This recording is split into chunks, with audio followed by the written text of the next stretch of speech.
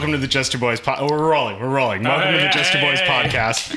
We never say like a proper intro. So I want to do that for the first time ever, episode 7. So back up, we're about to intro. So I'm Javi. I'm a commercial like DP gaffer, creative producer for Just Two Boys. I'm one of the two. The other one is Ian. That's me. Hello. I sell stuff on the internet too, but otherwise I work in production. So we do one podcast episode for every one music video that we shoot. The podcast episode serves as our behind the scenes or our making of, because it's such a small crew that we usually don't have people there to document our process. Even though we did this time, but that's just a one-off. Yeah. This is what we do. And it's just an excuse to hang out with the band. Yeah. Again. Because they're our friends and we miss them after working with them. Yeah, we have friends. And if you're listening to this, you can also watch this on YouTube. We've been there the whole time. So go watch it on YouTube. And those are all the intro things that we never say. So hello, welcome to the Just Two Boys podcast. Today, we're talking about Lost in D.C. by the John Candy. And joining us for the intro, we have our friend Summer. That's me. Go ahead and introduce yourself, Summer. My name is Summer. I also work in production, mainly directing and writing more so. I also do some, I went to design school, so I do more graphic design these days, art direction, some brand stuff, but a lot of social media stuff. So that's how Javi and I and Ian met, was on production stuff, but I actually come from like old school TV. I was on a TV show on the Universal Backlot for 6 years. So Summer's here because we want to get your opinion of how we run our shit, because I feel like a lot of people who do music videos are like, oh yeah, I'm a guy with a camera and I shoot stuff, where this is kind of not the case. Like we've shot before, like you said, for other companies, but this is like the first time for you seeing Ian and I kind of run the show. So what was your impression of all of that? Yeah, it was super fun because it was the first time I showed up to a set and Javi was telling me what to do. I was like, yeah, this is, it is really fun to like work in different dynamics with people, especially because so many like of us are multi-talented, right? So it's fun to rotate those positions, in my opinion. And it was really cool to see. It's funny you saying it's just people showing up with a music video. I've had more than one person ask me to like just show up and we can just go to a park or the beach and just like aim and like just shoot some stuff, like just chill music video. And I'm like, but that's not like a thing. And part of what I love about Just Two Boys is it is these like more like beefy narratives that are like fun and interesting. And part of that was I showed up and I get nervous because I direct and because I'm, I was like, if you want to help, you can like send me a script before or whatever, I can help out. But I showed up the day of, no idea what we were doing, which is like very rare for me, but it was actually super, super nice. And I mean, you guys operate like full blown. I'm always impressed because like I didn't go to film school, so it's always so cool for me to see people that know what they're doing and what those exact processes look like. I mean, showing up to just a crew of people of like your guys' buddies who are all just like very good at what they do, first of all, is a privilege, right? Like we all just show up and have a good time doing what we love to do. And that's like such a cool thing, getting to make things with your friends. But Javi, dude, you had a shot list that was, what was that, 5 pages to get through? I was like, holy shit, how are we going to do that? Like, how are we going to do that? Because it's someone who understands what that means. And let me interrupt you real quick, just to add to that, because we had the location for just 8 hours total. Right. So load in, shooting, lunch, and wrap was all within that 8 hour window. That's how efficient we have to run the show. Yeah. Because it costs more money to go longer. And also we don't want to go fucking 10 hours. And same reason I don't want to see the shot list, because it'll freak me out too. That's true. But that's a good production, right? Like there should be no reason to not make your budget, to not make your time, unless you've kind of overshot and just not really understood what you're doing. And I think like you guys have done this more than once, quite a few times. And then also just having the commercial experience, you understand the reality of those time allotments. And because we were doing so many gags, like I will say I was nervous because there was like the underwear pull, dude. You guys had to do so many times, dude. Poor Kyle. Literally just like, what was that? Like 3 or 4 times. He had to get his fucking ass. yanked on. I was like, oh my God. But I will say, again, because these are people who, Kyle's a great performer and stunt guy and all of these things, that just moving through it so quickly. And I think you're so good. Like, we shot the first shot and you go, that's it, we have it. I'm the opposite of that, where I'm like, let's just get an extra one just in case. But when you're on that tight of a timeline, like, you can't do that. Yeah. If you've seen it, you got it, and you've got it. So like, that reassuredness is like, was super cool to see. And then like, you and Ian are like such a almost like borderline telepathic team when you guys are working together. So it's cool to see like live, and I've had that privilege to see you guys do that at like Joybird, other places we work together. Do it, like monitor stuff, just making sure everything is perfect. But yeah, I mean, it's full blown, very, very professional. Like, I would say very much on par with things I've shot that are full blown like feature film. You'd be surprised how unprofessional a Netflix set can be. But yeah. When I think I've got the shot and I just confirm with Ian, because he's looking at just the monitor, versus me, like, was I shaky? Where am I going to step? I can see where I need to move the camera. So just to have Ian confirm everything once I think the shot is good. Yeah. And then he just says yes or do another. And like, I know I'm the last in the line of defense. I'm like, oh shit, was it right? Okay, it was right. Yeah. I trust him already, and then I'm just the backup. But yeah. I always trust him though when he says he has the shot. So just to talk about gear real quick, so we get that out of the way. Like every other music video, we shot with the Red Komodo with the DZO Pictor lenses, my zoom lenses, and the Venus. I never fucking know how to say it. Venus Optics. Leoa, whatever. Yes. It's the 10 millimeter f4 cookie lens. That's the super wide angle lens. And then lighting wise, Ian and Kyle kind of set that up. The sausage lights. They're right there.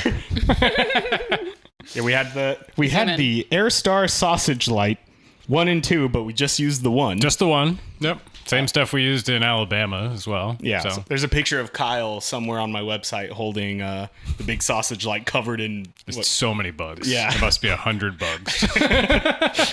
That, and then the my tube lights, my Amaran, like 2-foot tube lights. Yep. Those are, you see them in every single shot. They're just above the ring. And then the location had a bunch of janky ass light rigging or lights rigged on the pre-installed stuff. Yeah, I checked. I don't know if either of you looked at the back of those lights, but it's literally just regular like house light bulbs with a bunch of wires in the back and like 5 switches. So I'm just like, well, one of these has to do something, and it's a fire hazard.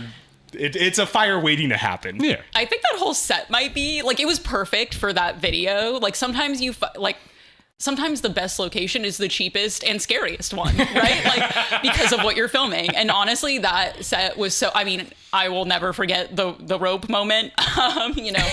It was a boxing ring, not with elastic, but with solid rope, and that real Kyle rope. took a little tumble. Yeah, it was crazy. It was like nautical level rope, which was very off-putting, but it looked great. It looked super trashy, which was the vibe of the video. We leaned into the trash of it all. Yeah. Well, even all the installed lights just made it look more trashy, but built for that. Like I don't want to say it's like a cockfighting ring, but it's something like that. It has this feeling of being somewhere very seedy. Yeah. Well, even some of the lights didn't work in that like 9-part thing, so it works.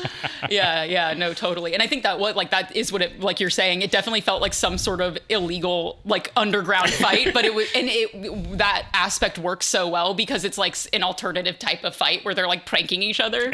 So that does feel really legit. Like you could go to a place where you're like, prank fights? I buy it, And the hazer putting in work. Oh, the hazer, yeah.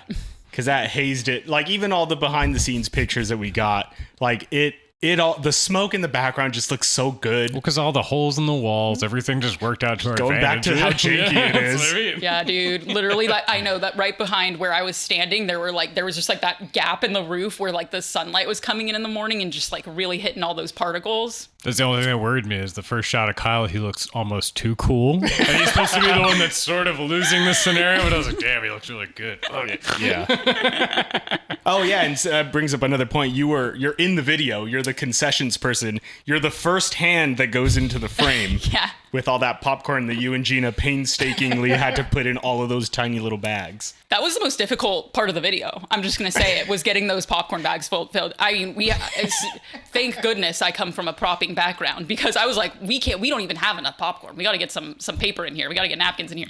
But was there really a shortage of popcorn for all of that? Yeah, all of those were filled halfway with napkins. Oh, so those were only filled halfway. I with didn't popcorn. even know. Yeah. I spent 45 minutes popping popcorn at home just to get all of those, and it was an entire Target like reusable bag or like a Trader Joe's bag. Oh yeah, just filled with popcorn. I didn't know that there wasn't enough. I was like, this is a lot. This has to be enough. But we had like at least 20, 30 at least bags on there. They look believable. I thought we were in a real place. It looked really good. No, I thought that was such a great idea, and I feel like it was really funny seeing you and Cypress sitting at the other table too. Like I loved that little like the very janky like, you know, concession stand, like what is it? Broadcast host. Yeah, for sure. My favorite part was in the opening shot. I don't think this made it in, but it was so funny.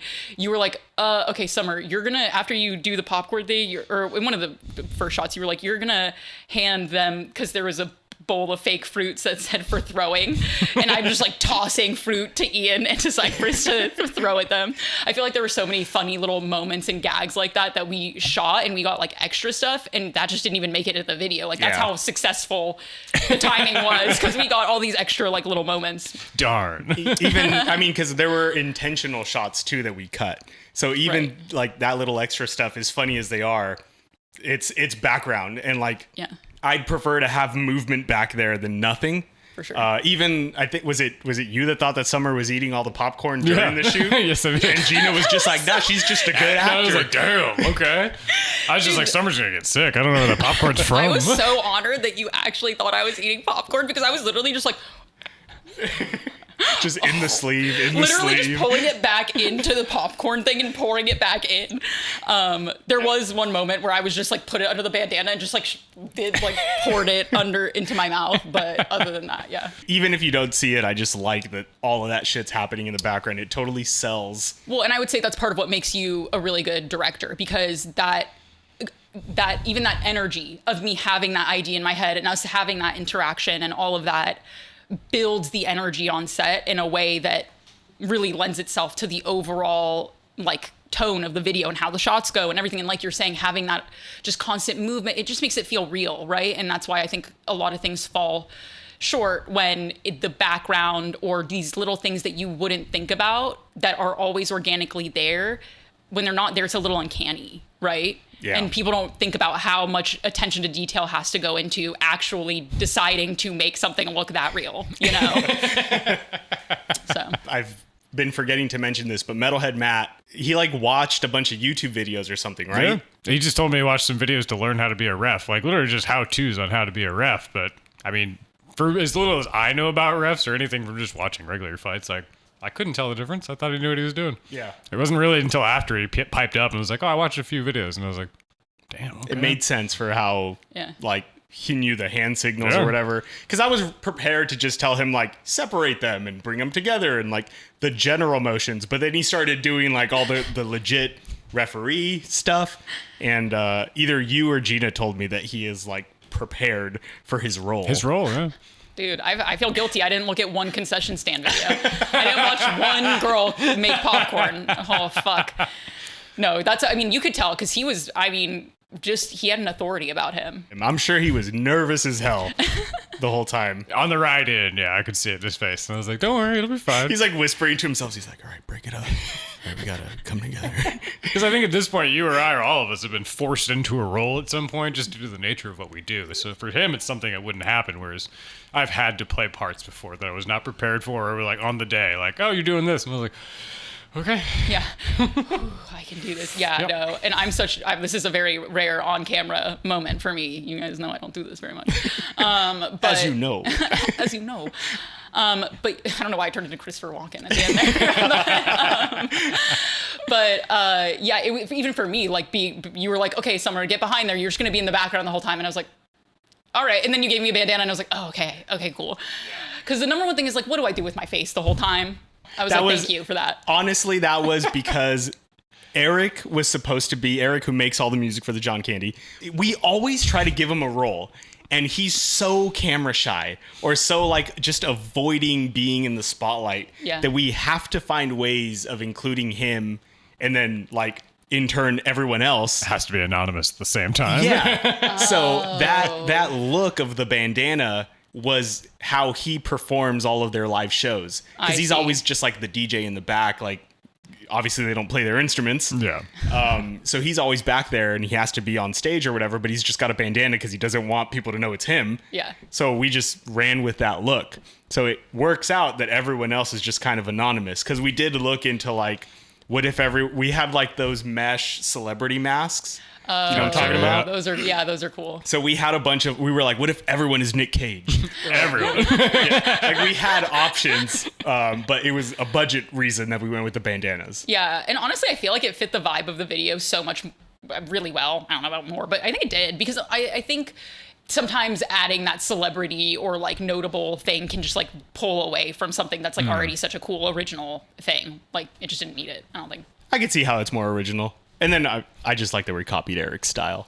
Yeah, so it's like a bunch of little hymns. Yeah. Yeah. That's so funny. Now you got to go back and look for Erik and all the other videos hiding. He's in there. Look at any of the program shows. He's in the background wearing that exact same outfit. Yep. Does he always wear that hat? I feel like the hat's a dead giveaway. Something very similar. He's got a lot of different similar hats. Erik's got style to him in a way where we always show up and we're like, what's he going to be wearing today? He's always so handsome. It's good.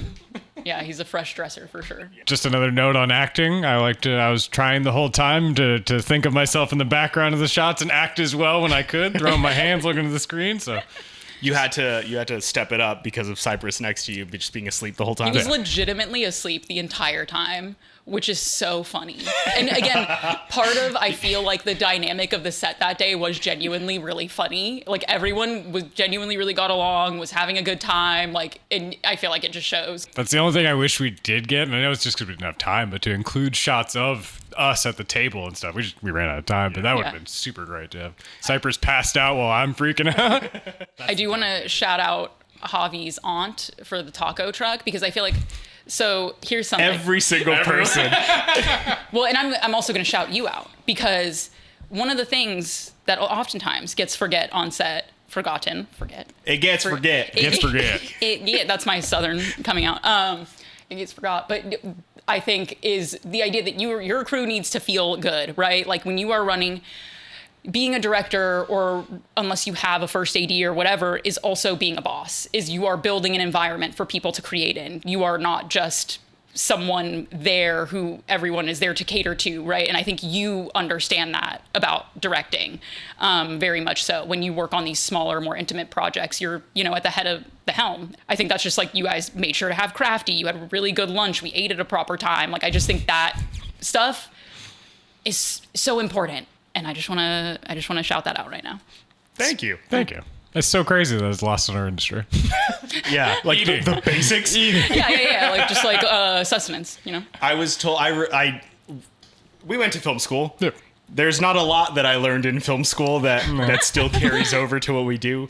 One of the rules that was drilled into my head is if you show up to a production and they have crafty thought out, then you know that they've thought about everything that is more important than having snacks.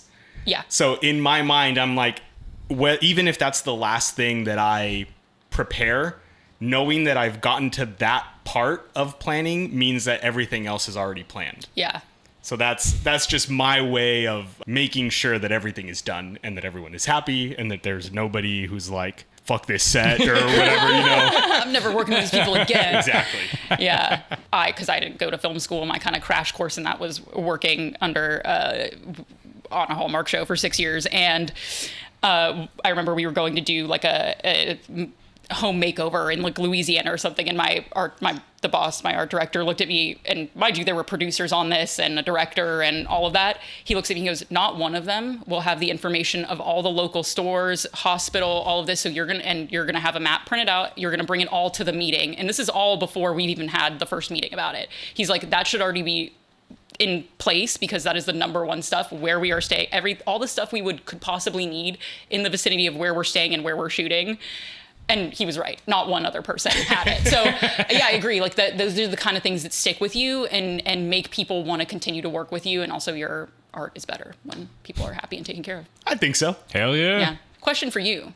The day of, we were running through so much. And there was a moment I looked up and I could see, because we were like hitting times and you were like, I believe we did get everything, right? Or no? We cut a couple things. We reshaped 2 things and cut a couple things. Yeah, because we knew that we weren't going to have time to do... The things at the very end that we needed to get were more of the flashback stuff, like the him working out in like the 80s outfit. Yeah. And there was like an Evil Dead sequence that we had where it was going to be Kyle punching him with that rocket arm thing. Oh yeah. And then he's like flying through the air, and it's like it's a shot from the Evil Dead that we were getting copied. Yeah. So we were going to save that shot for later because we needed him to walk backwards in like a long distance. So by cutting that and the rocket arm thing, like it just saved us time. The workout stuff, we just kind of got the main points. The coach was supposed to be in that shot. Yeah. And it was supposed to just be like a longer sequence. It kind of worked out that we didn't shoot it because in the edit, when he had everything that we shot in there, it was super rushed. And we ended up cutting things in the edit, like all of us branding weapons. Yeah.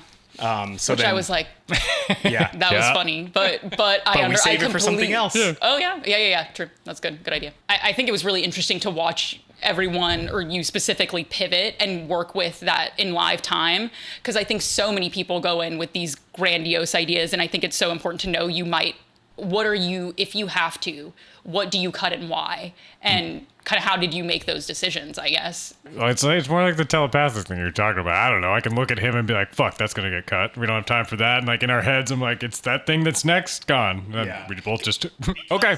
Because we plan everything. Like I write out the sequence of events of everything. So I write the music video, but we come up with the story together. When we come up with the story, there are obvious scenes or moments that he really loves and that I really love. And they're the ones where we go, yeah, and then this happens, and then this happens. So it's those and then this happens sections that are like, yeah, we could kill those. Those are easy to get rid of. But as long as the main sections that we both love are in it, I still feel like we got the video. We try to shoot 75% of what we set out to get, typically. No, that's a great rule to have. Like, I think for people who are watching this and wanting to make things and haven't really thought about that, I think it's a good rule of thumb. Part of the reason we do the music video stuff is because watching music videos has gotten really boring because it's the same shots over and over. Or it's just one scene played a ton of times. Yeah.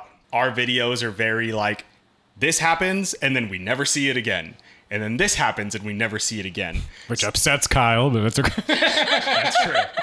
Well, I mean, especially, too, when we build a whole-ass whack-a-mole machine for 15 seconds. 2 shots, yeah. In doing that, we shoot all of these little set pieces and then one through line, which is usually the performance. So if we miss something, you can always plug in a performance section.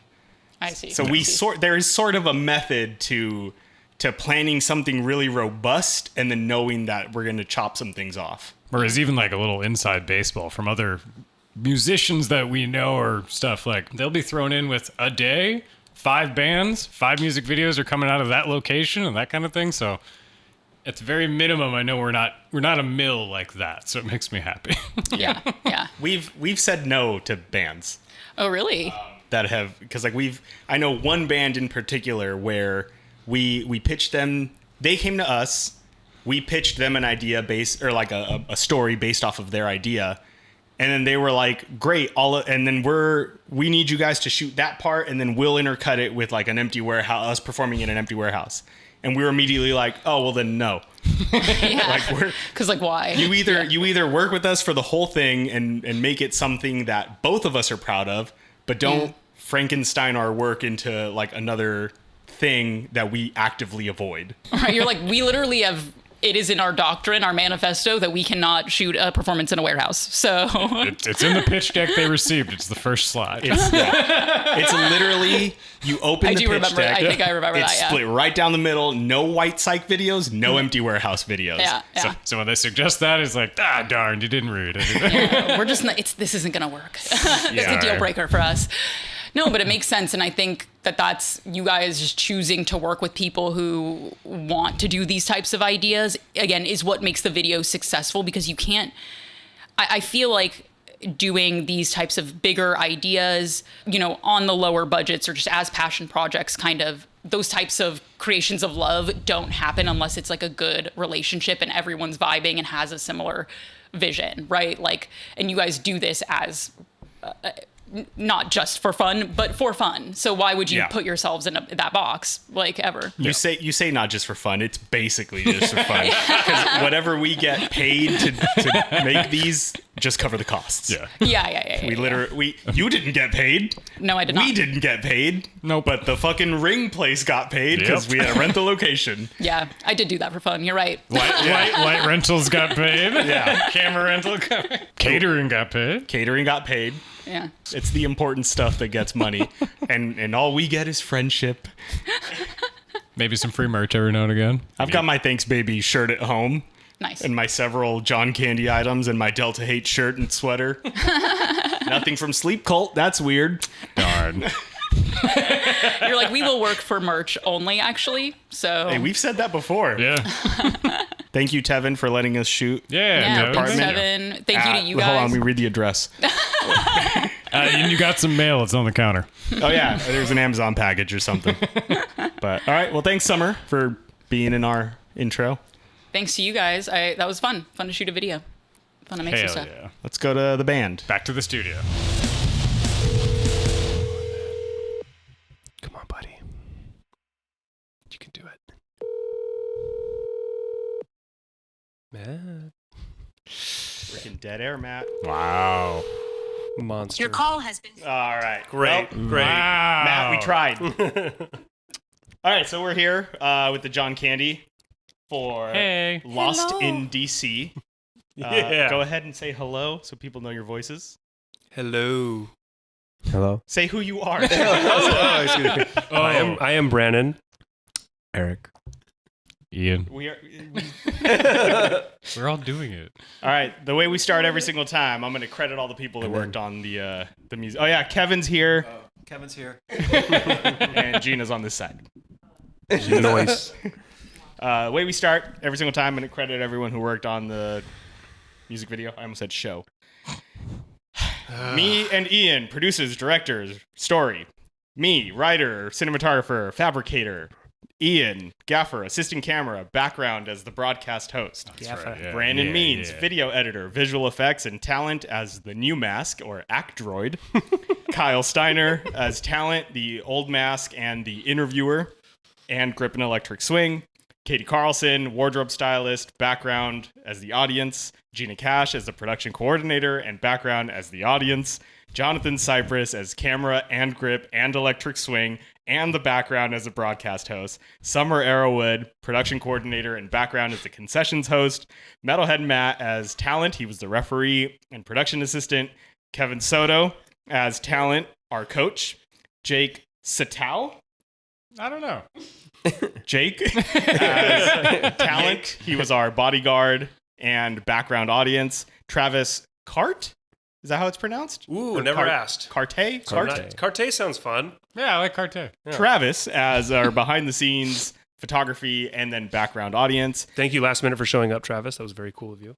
And then Claudia Garibay, Agustin Barrios, and Enrique Alvarado for catering. Hell yeah. And those Bomb are all tacos. all the two boys. All the two boys. That was some good food. It was. I thought Very it happy would be. about that. I'm- And I had a carne asada quesadilla on the drive home. You know, they packed it up for me. I was very happy about that. Oh, must be nice to be talent. It was real good. You got to I was tell your story about nobody else, just me. when you walked to your car. What happened? Take the mic. He got jumped. Wait, what? Wait, hold on. Swing the mic over. Swing the mic. Funny looking homie. Yeah, so when I was walking to my car, I was like, oh god, this area is not the best. Boyle Heights. Yeah, exactly. Had the sun set yet? No, but it was setting. It was really nice. the At least witching it looked- hour, At least yes. it looked nice going down, what is that, Wilshire? As you got beat up, it looked Yeah. nice. And all he could so I'm focus passing on. this van. No, I and feel like you and I said goodbye to each other. Then you walked down the street. No, I was like, hey, I'm going to pull up my car. Why That's are what you it choking was. the Yeah. dog? Okay. And then I also had some... Sorry, baby.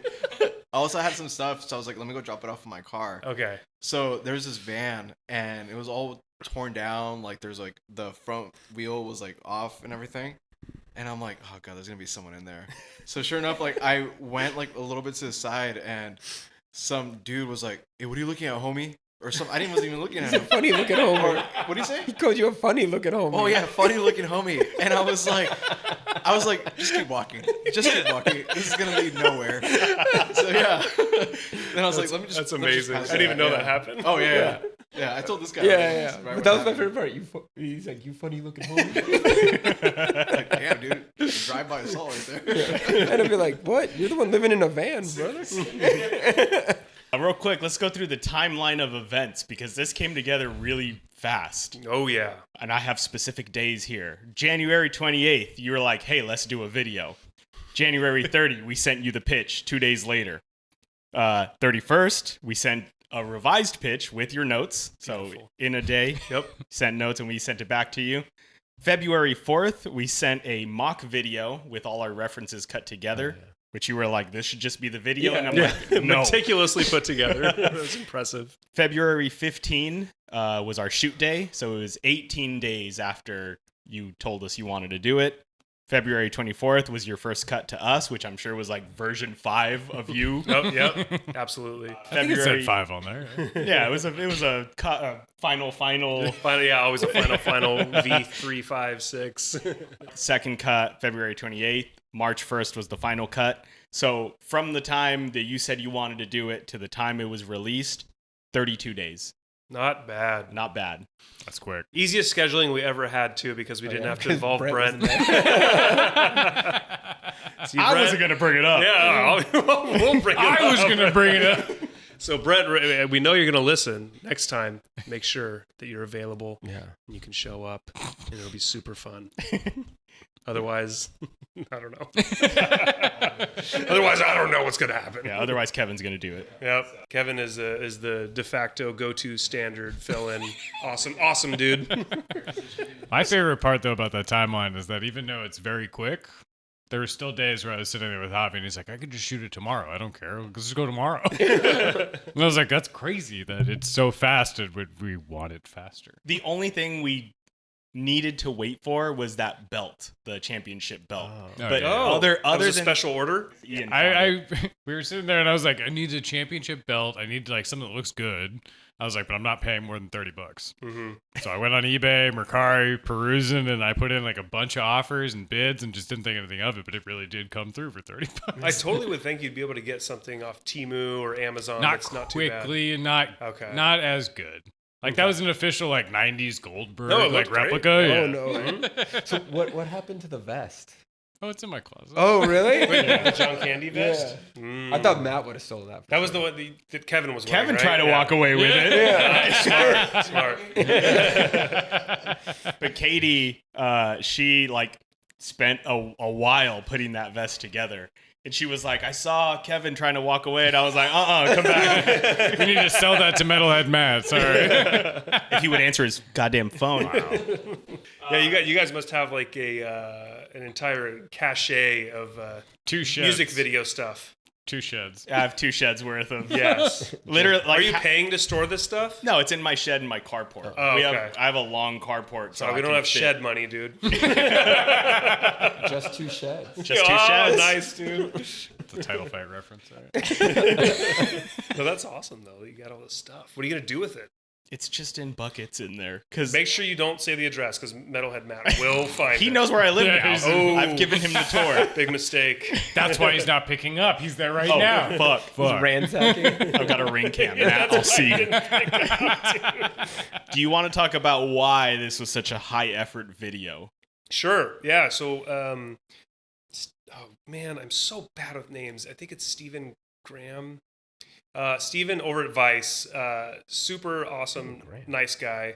He reached out to us and pitched an idea of world premiering the video of this song that we were just finishing. We haven't even shot a music video yet, so that's hence the urgency of hitting up Javi and Ian to shoot this video. And I, of course, jumped at that. I mean, what a cool opportunity, especially with a brand that's so recognized as Vice. So he reached out to us, and that was like, I was like, Erik, we got to finish this song. We got to hit up Javi and Ian. We got to like, bam, bam, bam, bam. But it started with Dave finding that article. And oh yeah, that's right. Because Steven actually, he posted, I think in like January, I want to say. So one of our bass players, Dave. I love that we have to say one of our bass players. Dave was he was just randomly scrolling Vice or something. No, he was just like he was on his like news app. And then he sees like, top whatever 6 bands to watch for in 2026. And he clicks on the article, and the John Candy is the first band mentioned. So and then he sends it to me, and my mind is blown. He's like, you heard of this band? No. But yeah, that blew my mind. And Steven had actually posted something about us for our Gab Gas song maybe 6 or 8 months ago. So I had already made contact with him a little bit on Instagram. And then so that article came, I was like, okay, I got to talk to this guy some more. Like, I really appreciate how much he's pumping us up. And to be mentioned in the top bands to check out for 2026, but let alone to be the first band mentioned was just like mind-blowing. That's kind of how it all happened. So random cool article popped up that we had no idea was even going to get posted, and then it turned into a kind of world premiere something. And we've never done anything like that before, so that was just kind of a feather in our cap, exciting thing to jump on. And I was just so happy and excited that you guys happen to be available, because always with these videos, the hardest part is scheduling. We're all getting up there in years, and we have obligations and things we have to get done, and it's hard to make this stuff happen sometimes. And so I feel like the stars aligned really well for everyone to just kind of be available or make themselves available to make this whole thing come together, because it's, for people who don't know or haven't shot a video or anything like that, it's crazy. Like when they say it's cliche, but it does take a village. It takes a lot of the right things to happen. And this is just for a 3.5-minute music video. So I can't even imagine for shooting like a TV show or a movie or something like that. I mean, luckily we have all the contacts to be able to pull something like this so quickly. Absolutely. That's why I just thought it was really funny that we panicked so hard that it was all of a sudden like, oh, wait, we're ready. But Brent, we knew we could only make it happen if we didn't involve Brent. I will say every single time we work with another band, they go like, oh, we're so sorry that like we have to show up like 30 minutes later. And I'm like, you have no idea the compromises we have had to make for just one man. I'm like, we shot a whole video with a guy who wasn't there. To be fair, on the way, the night before and the way in, I was just like, is it really a John Candy video though? If Brent's not here derailing the whole thing? Fair point. That's part of the fun. Very fair point. Brent, I missed you. Matt was also just like, I am a little disappointed that like Brett and Dave aren't going to be there. And I was like, you have no idea how much better this is going to be, you know? Not that they're not a good time. No, always fun, but it's literally the scheduling is the hardest, most miserable part. Like, sometimes I don't want to do stuff with the band just because I don't want to have to deal with the scheduling. Like, just straight up. It's just such a pain in the ass. It's 40 back and forths. 28 of those back and forths is just jokes and not actually scheduling things.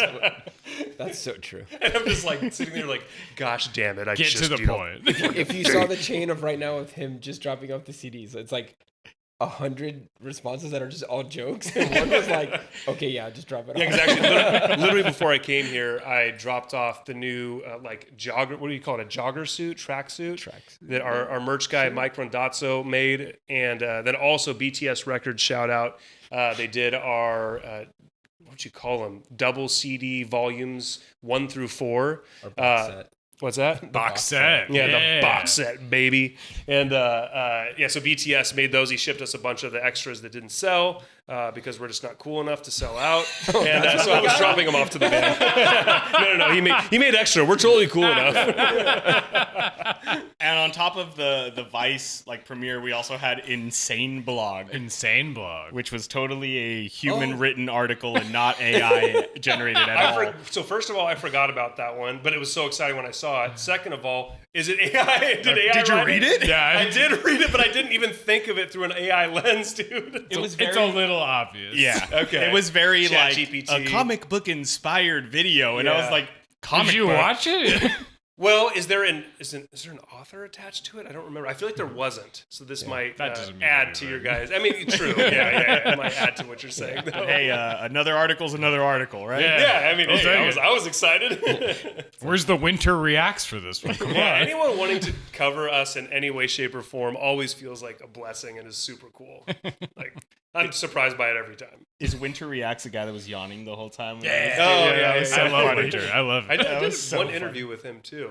He's done like 2 or 3 reaction videos. He's a really sweet guy. I like the videos where he plays games with his dad. No, I haven't seen his other stuff, which makes me a jerk.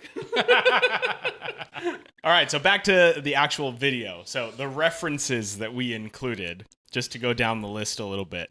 Raging Bull, $1 Million Baby, obviously Home Alone, It's Always Sunny, Dumb and Dumber, The Mask, Snake Eyes. It's Always Sunny. What was the It's Always Sunny reference? The ripping the underwear out of him. I didn't even realize that was an It's Always Sunny reference. And I've seen every episode of It's Always Sunny. That's literally the one scene that Ian came to the table with when we first got together. Mm-hmm. He was like, I don't know how this is going to make sense, but the underwear needs to disintegrate in his hands.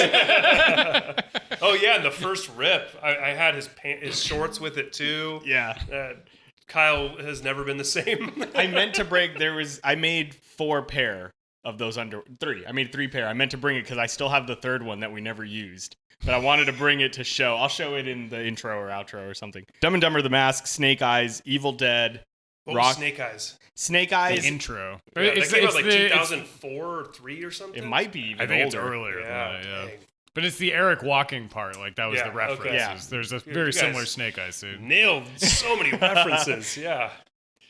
Evil Dead, which I think we ended up not using our references for Evil we Dead. didn't shoot it, I don't think. Right? No. Shot half. We shot half of it, yeah. What was the half that we shot? It was the rocket arm. Rocket arm. Oh, that's right. Okay. Rocky. Yeah, that was one of the hardest parts of the video. Well, I mean, obviously. Let me finish the references. Fine. Evil Dead, Rocky, Dread, Terminator, various WWE stuff, various MMA fights, and then various Mike Tyson fights. Go ahead. I don't remember. But you guys are insane with the amount of references that you can work in. Oh, that's what I was going to say. So the editing was an absolute nightmare because I'm not used to editing. I'm not used to editing things where it's like we have so much footage, so much content that I'm trying to squeeze everything into certain beats throughout the video. And I don't want to lose anything because I like all of it and we took the time to shoot it. And I've never experienced that with anything that I've edited. Ooh, kill your babies. Kill your babies. Yeah, like anything I've edited before, I've always had like the exact amount I need or definitely not enough. And I'm trying to figure out ways to inject things or repeat scenes or play them in reverse so it like looks like it's still new. Yeah. But yeah, you guys, it's crazy that we had so much that I had to cut things, but also there's even things we didn't film, which is kind of insane. Well, because, yeah, we were hitting that 8-hour mark is just certain things got cut, certain things didn't get finished. Mm-hmm. Yeah. But that was Kyle's one thing. He's like, but there's so much we shot that's not in there. And I was like, yeah. Sure is. Should we talk about things that got cut or is that coming later? That'll come later. Okay. In the extended cut. What There's do they call that guy? The Zach? It's the director's cut? The Snyder cut? Yeah, the Snyder cut. There we go. So just He's before gonna be so excited when he listens to this, and then we name drop him. Snyder? Yeah, Snyder. Yeah. I know he follows us. No, does he really? Definitely does not follow us. You never know. Maybe in his Finsta or something. I don't know. I've had conversations with what's her name, Nassim Peridid. Yeah, What? She's Chad in the hit show Chad. You might know her as Winston's girlfriend and wife in New Girl. What's her name? Oh, I totally know her face. Yes. It's totally within the realm of possibility. We drank some Don P with Sunny D and sent her a video. She responded. All right. I asked her to come over and she just wrote LOL. She didn't come over. Gina was there. Yeah. So, what was your impression of the pitch deck and, like, I guess the mock video also? Because we didn't really tell you what we were doing. We just kind of sent a pitch at first. How do you measure disappointment? Ask my parents. I'm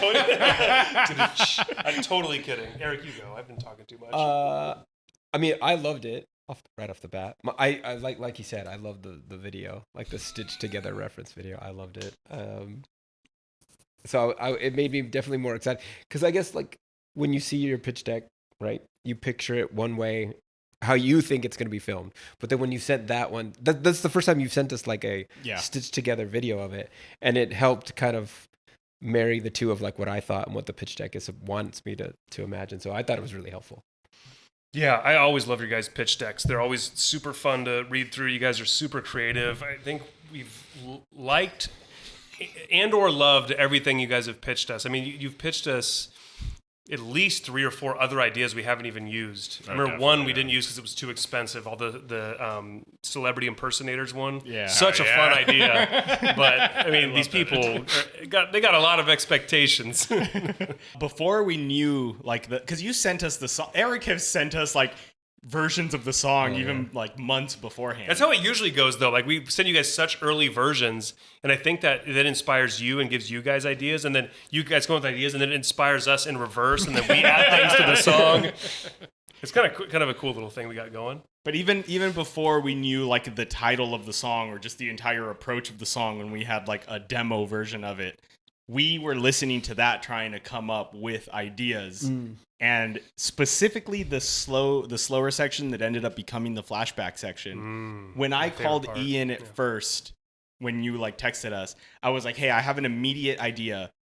During that slow section, it's Brannon in the desert on like a soul searching moment, and you fall closing my eyes, I can see it. Yeah, looking into the reflection in the puddle. You fall to the ground. Imagine a puddle, but then you see the old mask in the puddle, and you look up, and it's like Simba talking to Mufasa. Yeah, and that was going to be that moment, and we tried so hard to work a video around that one scene.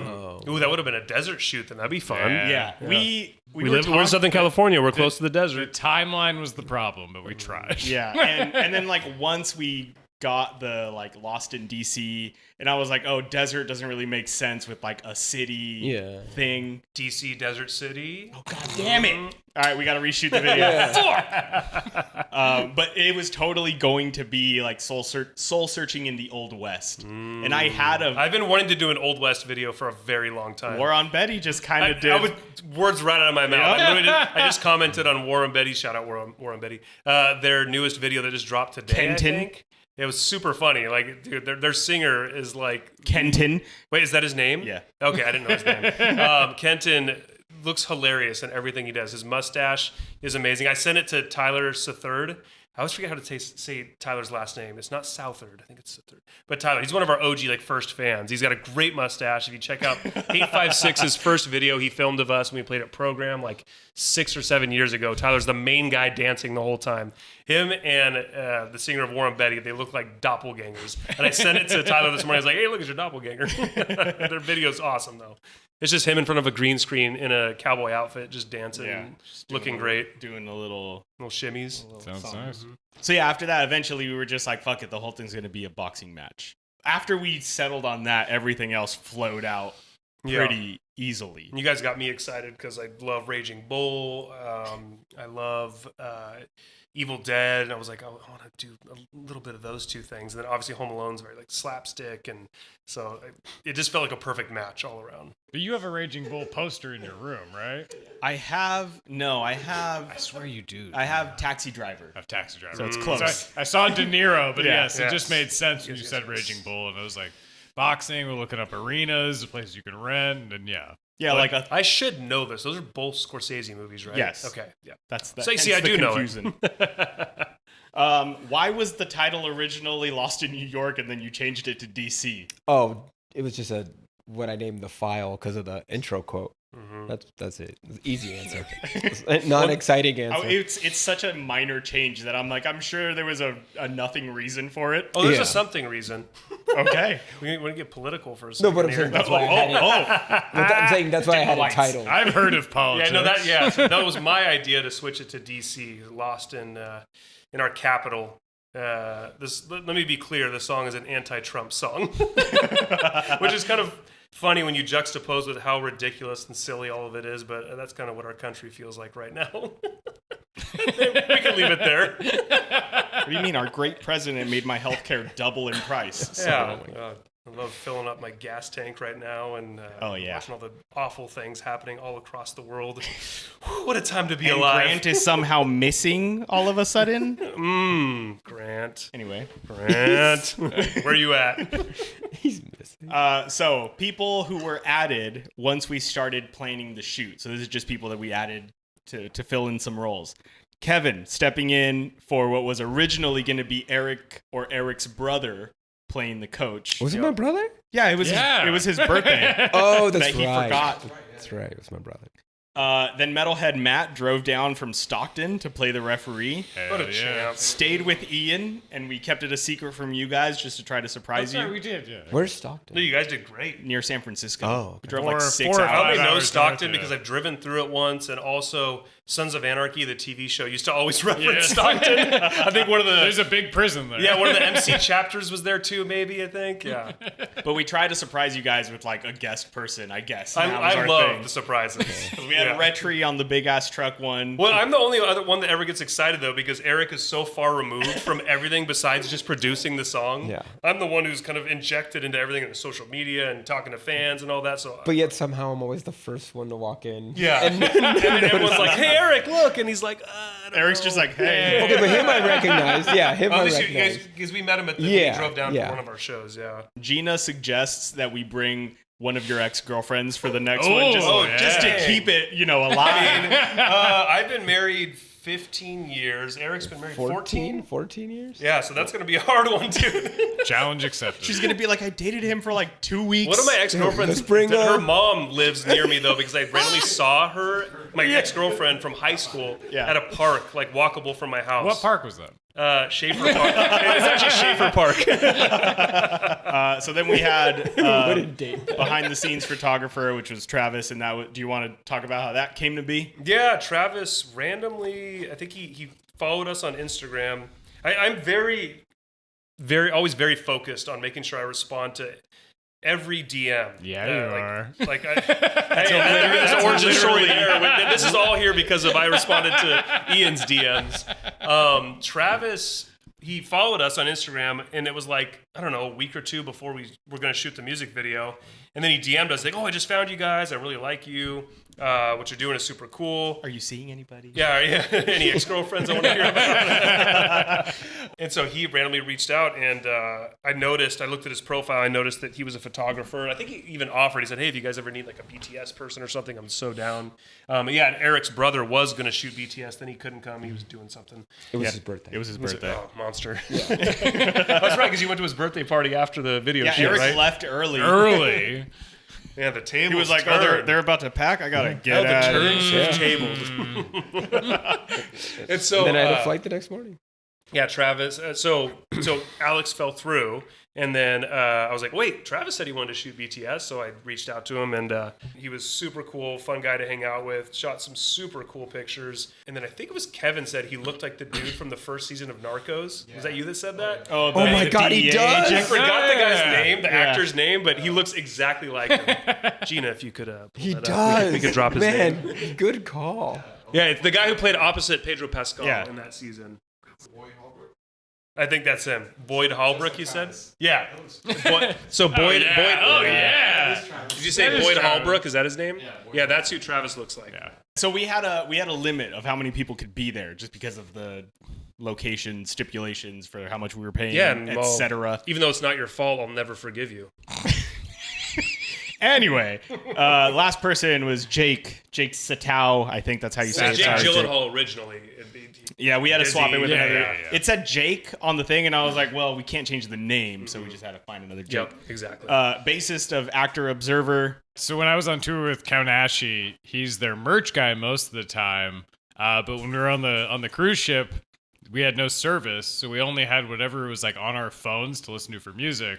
So all I have is the John Candy and Household Words like saved and downloaded. But he was the first person when I put John Candy on and playing. He just looked at me in the other room. He's just like, "The John Candy. I fucking love John Candy." I was like, all right.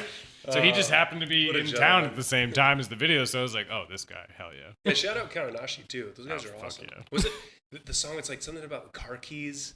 Yeah, like I hate the sound of car keys. Yeah. The first, I think it's like the first 30 or 45 seconds of that song. I just want to shout out that section of the song. It goes so hard. And I think there's like a video like This Is Hardcore. Oh, probably. Where they had that, and that was where I first heard of them. I was like, dude, these guys are awesome. Oh yeah, they fuck hard. For those who don't know, Ian did like grow up with the drummer. Yes, That's right. Yeah. Peo, yes. And you got to do the cruise with them, right? Yeah, so It was like Coheed and Cambria. Coheed and Cambria cruise to Mexico. So that was Epic. fun. I've still never done a hardcore metal or punk cruise. Any sort of music just cruise. madness. The whole It thing is sounds madness. very fun. I slept. Sounds tiring. I think 8 hours for 5 days. Yeah. So. Oh my god. And that was everybody, right? Not just you. They probably slept less. Yeah. Ian asked me if I wanted to go to that, and I was like, I get severe vertigo. I will die on that ship. And he was like, that's right, I forgot. Have you tried any of the things that are supposed to work? I've tried literally. Dramamine, like the magnets For on 5 the windows. days. I don't have my keys with me. I have medication with me at all times. Oh, really? That was the one thing that Peo asked. He's like, am I getting just 2 boys? And I was like, you're getting 1 boy because the other boy cannot be in a boat. I'm so sorry. We've come to the point in every podcast, not the part you're thinking, the eco set part. Oh, I love the eco I set love part. Ecos. So the concessions table, the paint can, the mic flags, that little square, Oh, yeah. the press passes that we ended up not using, the event tickets that we ended up not using, the black and white boards that I used to make like the round one, round two. Oh, yeah. Broken bat we ended up not using. Oh, that was And then we had cool, a rope that was if we didn't have a chain for the paint bucket. Yeah. Okay. Or peanut butter Where bucket. did the Home Alone Legos come from? Oh, that's also that was from. also yeah. I forgot that was a prop, Nice. yeah. But an empty box. It was I empty, know. yeah. So all of those were from EcoSet, but we made some props, which were the Home Alone style battle plans that I just drew. With Yep. Corey Remington's art. Yes, and I think it's so funny that he thought that I drew that because I printed a light black and white version of it and then colored it in. Oh, okay. So I mean, it looked like you drew it. I It was do awesome. not have that kind of talent. I know. We were all impressed. I honestly thought you drew it. Yeah. Yeah, why did you have to? I drew all the shitty us the stuff truth. around Cut it. this part out. So I drew it. That's amazing. You drew that. Whoa. The Fight Night sandwich board that just says like candy versus candy. Candy versus candy. Those Oh, yeah. if you go back and watch our Thanks Baby video, there's a tile print thing. Those are just flipped inside out, and that is what this is that the other sign side? is. That's so resourceful. And then what else? The broadcast table song title was just stickers that I already had from the Thanks Baby video. Tearaway underwear, made that. Steeped it in coffee and tea for a couple days. Then took it outside and wrapped it around They're my foot and just my favorite updates. Underwear updates. This Getting is the level browner. of dedication you get working with just 2 boys.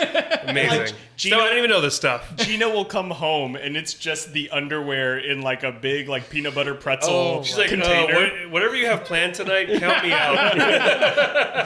Is it our anniversary already? Totally expected. Are the big ones for me? They're for us. You get a hole, I get a hole.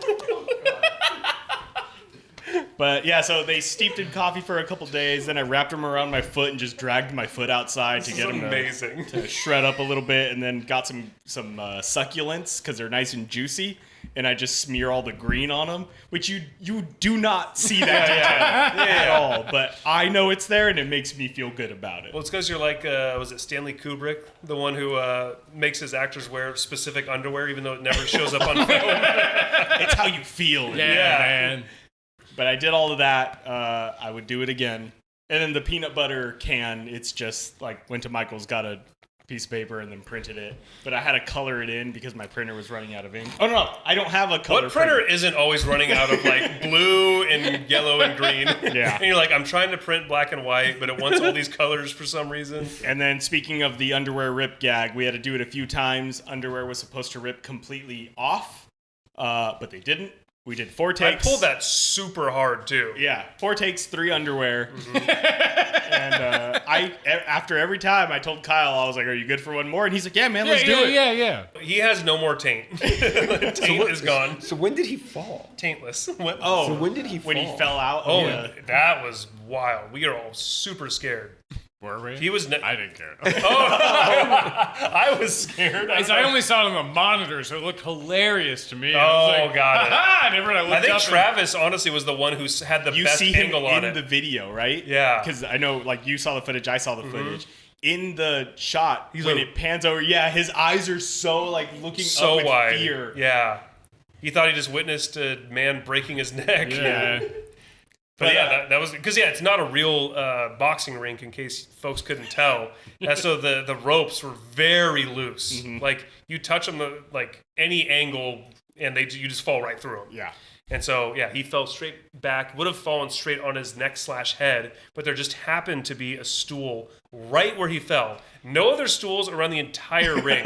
So, God exists. Yeah, dude, that was some divine intervention right there. Yeah. So it broke his fall, kept him from falling straight on his head. And we were all concerned. And then Kyle was like, "What are you guys all worried about?" He's like, "Shut up."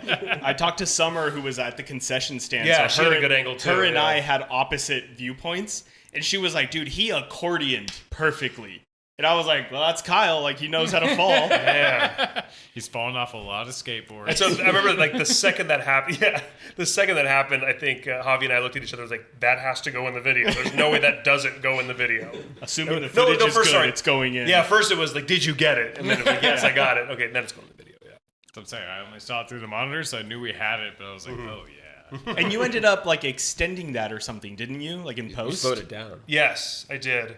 And yes, I'm a monster. I used AI to slow it down because we didn't shoot that scene. You used it in the appropriate way, which is as a tool. Yes. Yeah, because we were shooting in 24 frames, right? Mm-hmm. So for those who don't know, if you want smooth slow motion, you got to shoot in at least 60 frames. And so we didn't have that, so we used AI to add frames. If you want to get real specific, we were shooting in 23:9:8. Yeah, that's what I said. Just, That's exactly what I said. Just to go back to the props real quick, repurpose props, the concessions sign, the sandwich board thing, the chains were from Thanks Baby also. The Thanks Baby. The diamonds.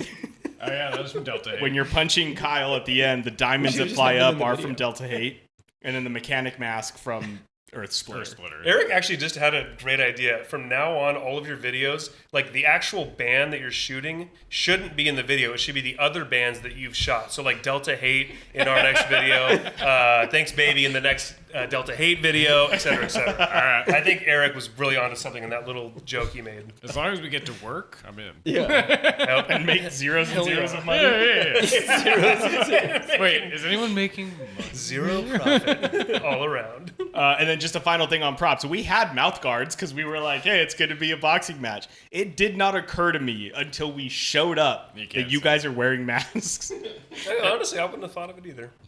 But we had them. We still have them. Couldn't return them because I opened them. This is a funny segue because I feel like originally the idea came from Erik's idea. So when we played our last show at Program, it was a whole boxing theme that Erik came up with.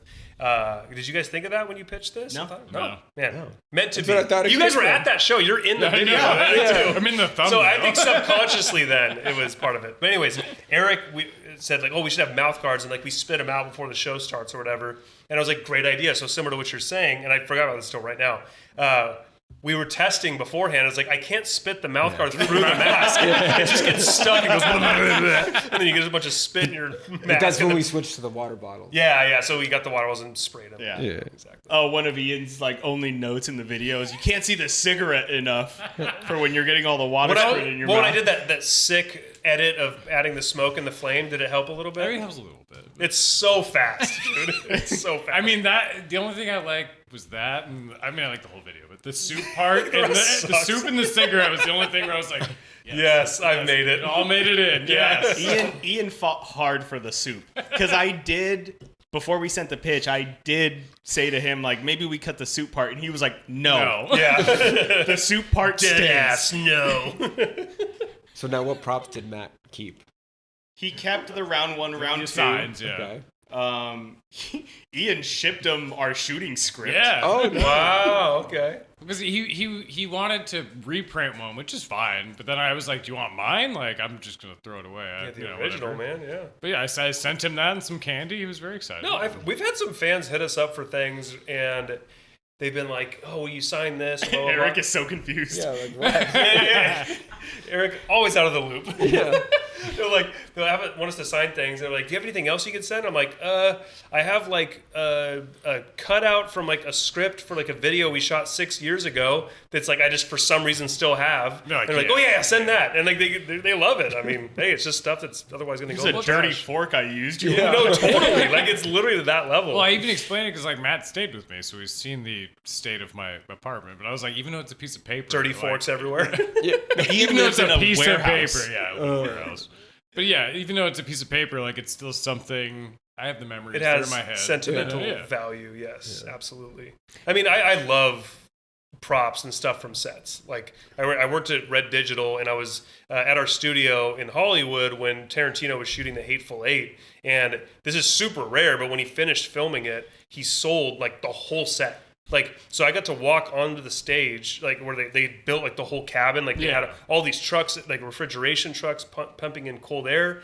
And you could buy tables, you could buy furniture, like anything you can think of that was in that movie you could buy. And so dude, I bought snowshoes, I bought smoking pipes, I bought bowls. I got the bowl right there. Oh yeah, I gave Erik one. I forgot that I gave it to you. Yeah, Eric's gonna go get it right now. I bought lanterns. I bought so much stuff from that set. And I was so excited because I mean I've been a Tarantino fan my whole life. Even though he's kind of Bring it over here. Bring it over here. I don't see it over there. You dump that shit out. Yeah. Oh, so nice. at some point in the movie, you can see this. Probably. I think Kurt Russell probably drank out of this. Sipped out Channing of it. Tatum's blood is on it. All right. But yeah. I get it why a fan would want those things because I'm a huge fan. Well, I mean, that's the same movies in reason general. I didn't give anyone the jacket. Yeah, see? Now the It's in my jacket was closet sick, for dude. now, you That was know? super cool. That was the joke the whole time, though. When Katie was making the jacket, we were like, "We got to save it because Matt's gonna buy this later." Because she kept being like, how much work do I put into it? And I was like, I mean, enough for Matt to purchase it. So whatever. Well, Matt bought Dave's pink base. Yeah. I don't remember what the final sale price was, but it wasn't cheap. But he wanted it. And he has a mask signed by all 4 members. No, 5 members of the And us. He signed the mask behind the ears. He messaged me after we sent him that mechanic mask, and he was like, "Oh, dude, you and Ian should have signed it." And I was like, "Check behind the ears." And he was like, "Dude, no way!" That's a pretty mind-blowing moment. That's awesome. Other things that we had to cut for time. We can get to that now. Shots of Kyle's taint after the underwear pull. No, we got those shots. Those are in a special place. Those are private. Those are for social later. A different Those social. are for Utah, all right? Yeah. The Evil Dead shot. I'm gonna go through them, and we can go back and comment on whatever you want to comment. Fine. Evil Dead shot. Coach scenes in the flashback. Kyle getting beat up and turning into other things. Yeah. More sparring shots, more audience reaction shots, and then the coach playing video games on the ringside because the television that he was playing video games on was supposed to be the thing you $1 million baby yourself on. But We're playing Fight Night round 3, so it seems fitting. yes. Those are the things that got cut in shooting, but the things that got cut in the edit were all of the weapons being brandished by the crowd. Which I agonized over. Dude, I know. I spent probably the most time trying to edit all the weapon stuff because it looked so cool. I forgot about that. Yeah, Kevin had some cool weapon stuff. I mean, everyone, Gina. But My taser. and I had it all working, but it made the video that preceded that part feel so rushed. And Javi called it out. I agreed. And so I feel like I felt more validated in that he said that, hey, we can cut the weapon stuff. Yeah. I As didn't know much as I spent never like would have hours agreed on to that, it's fine. I never would have agreed to that. Oh yeah, because you had a sword part. I didn't know you were the third director of this thing. I mean, everyone says that a movie gets made 3 times. Once in the writing, once in the shooting, once in the edit. Oh, yeah. So Yeah. there you go. Once in the writing, once in the shooting, once in the edit. But yeah, it was all the weapons, the rocket arm punch, and then the Evil Dead reference was gone completely. Well, the Evil Dead was supposed to be the rocket arm, yeah. But yeah, the edit did feel rushed that first time, and once we cut out some stuff, it did flow way. Well, even the rocket arm, I would have had to do some visual effects in there that I don't know if I'm talented enough to make them look good enough. Even though the whole video's silly, I don't know. Maybe it would have looked right. I don't know. I just didn't get to that. That was the one thing, though. Kyle was like, the weapons part's missing. I was like, I know. I think we're all sad about it. And that suit part, it came out so much better than just to give Ian some more The credit. suit part honestly did come out really good. Yeah. Yeah. I remember even the first cut that you saw, you said you loved the suit part. Yeah, because I had lower expectations for it, so when I saw it, I was like, God, that was a good. Your disappointed look is just so good. Through the mask and everything. That's acting, baby. Welcome to Hollywood.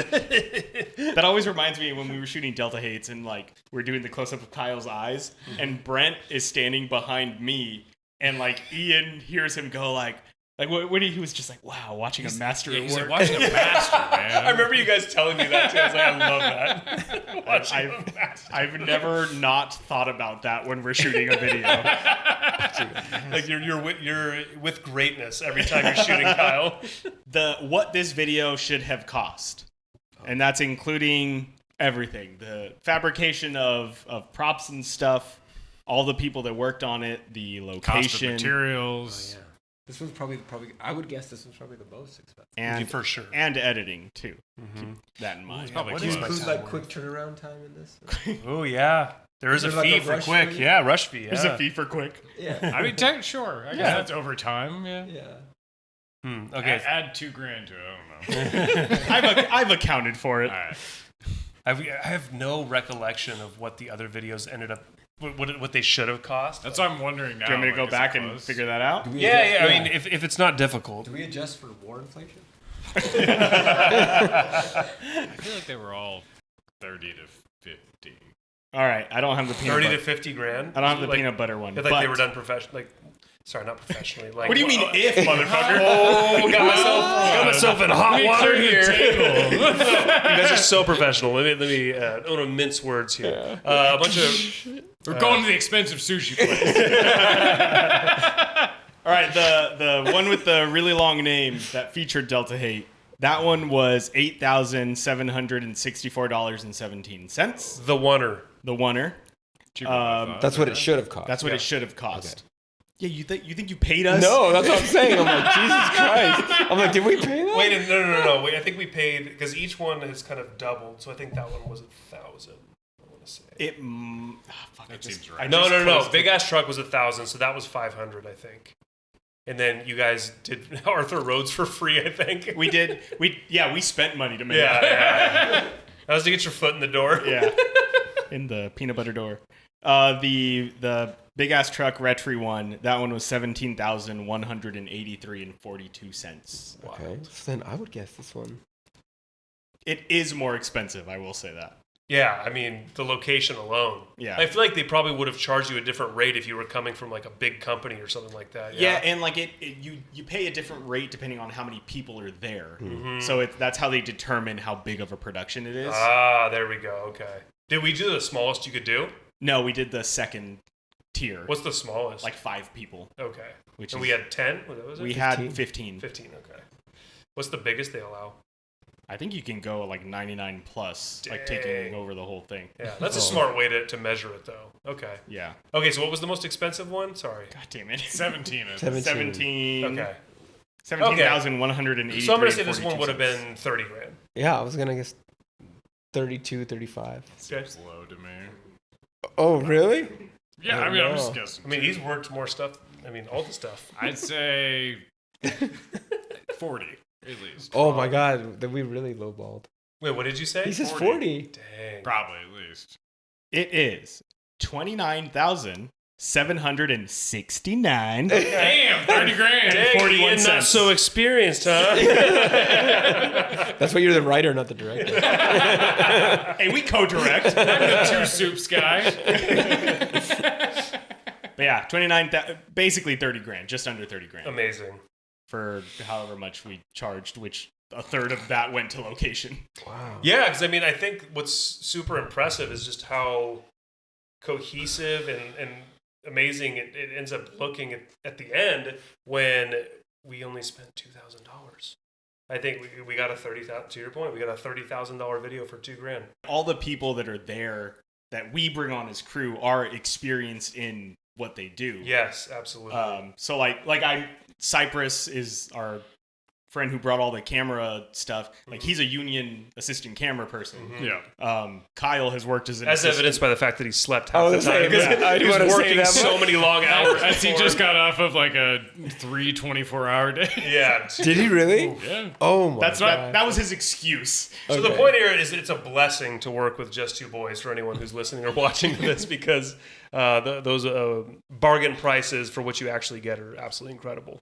We still, and like the lower the budget doesn't mean we try less hard to do it. No. We're incapable. Working with you guys, no matter the budget, has been the same every time. It always feels very, very well done, very professional, very like you keep to whatever schedule is given or you make, or a combination of those. You don't skimp on equipment.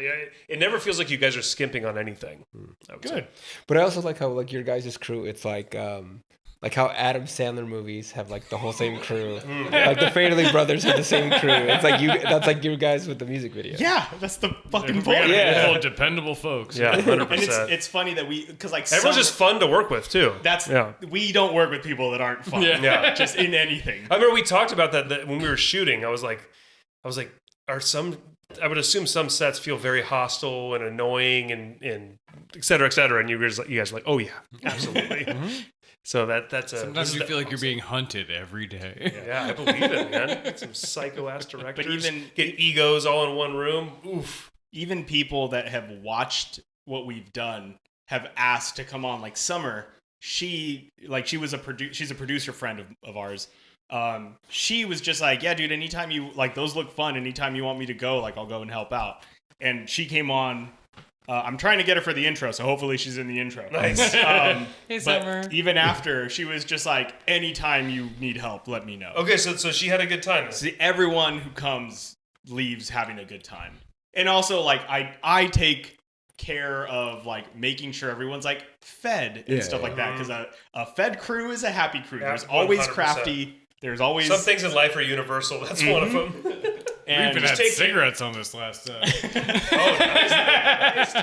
But that's my aunt who was the catering person. I don't know if you guys knew that. I know Kyle didn't know. You told us at some point, yeah. But she was my aunt. She doesn't do that professionally. She just has a taco cart for fun. What? Yeah. So good for her. it was the cheapest way for me to do catering and not have to worry about it, and I knew it would be good. Yeah. And that's why you were like, oh, you could tell the rice is homemade because it was. It was homemade for sure. Yeah. Final question. What are you guys listening to right now? Yes. Ian's been real excited about it. Go ahead. Oh, the new Poison the Well came out today. Yeah, I saw that. Which is fantastic. I've been listening to new 10 Blade. That's Delta Hate's friend, right? Yeah. And he just got engaged. Oh my God, I saw Congratulations. that. Shout out Yes. 10 Blade Engagement. Yeah. Shout out to Andrew. Andrew and Beverly. And I've been listening to Vin Diesel. What? Like Vin Diesel? Yes, Vin Diesel. Just like He's got 2 songs on Spotify. They're pretty Does he good. really? Oh yeah. Hold on. I thought it was going to be like spoken word, like pumping you up or something. That would be better. Like all sorts of quotes from Too Fast, Too Furious. You want to look at Baby picture. All 2 songs, baby. I'm gonna skip forward so we don't get a copyright bullshit, but I'm gonna play it for you guys. So 10 Blade and Vin Diesel. That's what I got. Oh yeah. So yeah, I got my list pulled up. So yes, the new Poison the Well came out. That's like one of my favorite bands of all time, and so far the album's amazing. I've listened to it like 3 times through. The new Chamber, they had like 2 or 3 new singles. Yes. Holy hell, is that band underrated? They are so good. Like just technical, Just noise everywhere. Yeah, but just like amazing. face melting. Love it. The new Dance with the Dead song is super good. Shout out them because our friend Lorena knows them. And I would love to work with them one day. They're super good, like old, like kind of throwback synthwave. Yeah, our buddy Davey just released his new album, All the Damn Vampires album called Vice Core. That's super, super cool. We're working on a remix with him right now. Funeral Language. Have you guys heard of that? Yeah, I've been talking to the Funeral Language guy. He's super cool. We are mutual fans of each other's projects, so I hope to work with him soon. Yes. And his stuff it always blows up on TikTok. It's super funny. My favorite band of the last probably 2 to 3 years that I just discovered because of Mike Rondazzo is a band called Action Adventure. Yes. Oh, I Dude. saw them at Chain. They're great. Oh my God. Like I haven't seen them live, but I've seen live videos of them. They sound just like their album. And it's like easycore. If anyone anyone who knows what easy chords is, basically pop punk with breakdowns. And their songs I cannot stop listening to this album. They're so catchy, just fantastic. They seem like cool dudes too. Erik, who are you listening to? Other than Vin Diesel. Yeah. It's pretty much just Yellow Magic Orchestra. What? Yeah. What is that? All right. And the Harry Potter books on tape. That's pretty much it. That's where I am too. Oh, really? I just finished Prisoner Azkaban. Oh my god, that's what I'm on right now. See, Erik has a long commute to Hollywood every day. Yeah. So it's like, what is it? An hour and a half to 3 hours each way? Yeah, it runs that gamut. It's so annoying. Yeah. So an hour and a half in the morning, hour and a half in the morning. Oh, you'd be done with the series in 2 weeks. Oh yeah, that's why I started the books 3 days ago. It's crazy how good they are, right? Yeah, but these are the movie. It's like the books, but it's like a full cast. With Yeah. That's super There's like sound effects and shit. Yeah, it's Okay, like calm down, Erik. it's like a full like cast read. It's like Simon Pegg's in it, a bunch of people, but yeah, it's really good. That's what I'm listening. I want to listen to that actually. So I really like outlaw country. I don't know if you guys know what that is. No. It's like Country with hardcore? no. But basically it's Jennings. yeah, something like that. So like I don't know if you guys know who like Hank Williams Jr. is. Yeah. And David Allan Coe. Okay. Like those are two of my favorite country artists. I've been listening to them a lot. And then a lot of Mexican music as well. All right, swing it over to Gina. It's Gina's turn now since Kevin I'm talked. not usually in these. Hello. You've been in them before. I don't usually say what I'm listening to. Well, A other than Taylor Swift. little bit of Charlie Puth because we're gonna see him soon. Landon Conrath, we saw him last night. And Bleachers, new album coming out soon. How much money are they paying you to say that? I didn't get tickets. I was so upset. I've been listening to P90X on tape. not doing the workouts, just I also thought you looked ripped, dude. All you have to do is listen. in the commute. You know, I just like to hear Tony Horton's voice. No, I've been switching between hardcore and pop punk, so it's So easy core is a perfect yeah. And I like action adventure. I've known about them for a while. They're great. I will say I've been listening to a lot of like Peeling Flesh, like their live videos. Not so much the recordings, We've the been live told video. so many times by fans that we need to collab with them because we have very similar artwork and we have lots of samples. Do they have samples? I Yeah, know they of have them. a I ton. don't know them. They've had a lot of viral videos, especially when they're playing live with the samples they do. Okay. Yeah, they're probably too big to want to talk to us at this point. I mean, but there's no- you never know. You could just ask. Yeah. For mine, pop punk, Relate, Underbrook, which is Marshmallow's band. Oh, That album it's going to end up being one of my top albums at the end of the year because I put it on every day because it's just so good. And then Chief State is slowly releasing new music, and that's I like it. On the heavy side, Six Deep, they just put out a new EP. It's very angry. I like it. Inclination and Weapon X. Oh. Just we keep talking about other hardcore bands, and we're just like, but there's always Weapon X. Like they've done it. Haywire, Weapon X, Inclination to just come up over and over and over. And then randomly today, Terminal Sleep came up on my thing. I was listening to Delta Hate, and then Terminal Sleep was. They're the Australian band, right? I don't know where they're from. They have association with Splinter, I think, and what's the other? Oh, With the girl singer? Volatile Waves. Volatile Waves. Yeah. I'm pretty sure they have like same members Yeah. or they're friends or something like that. Oh yeah, but I listened to that all for like 2 hours today. Nice. Everybody Because they have a girl singer, right? Terminal Sleep? Yeah. Yes. Yeah. And then for like a day, I was telling Ian, I went back to like old Rollo Tomasi. Oh, I've That was heard a their weird name guy, a million yeah. times. I've never heard them. She's married. The singer's married to the Number 12 Looks Like You's vocalist. Oh. Okay. So it was that whole era. Of Also a band that I've heard Yeah. their name a million times, but I had never heard them.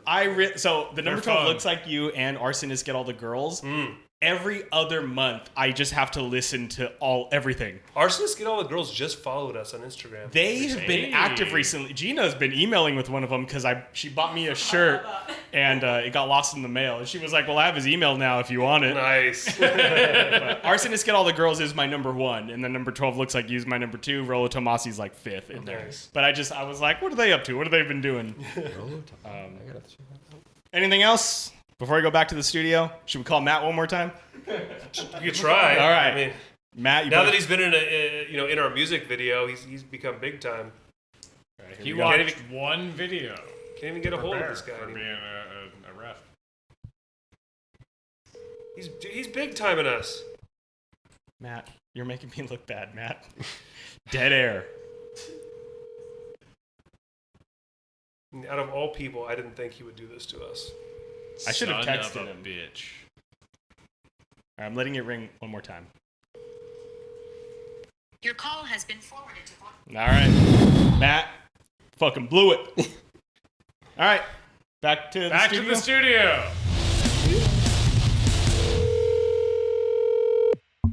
I'm only going to let it ring 5 times because I'm not wasting more time on this. Okay. Matt. I miss when people had ringback tones. Matt.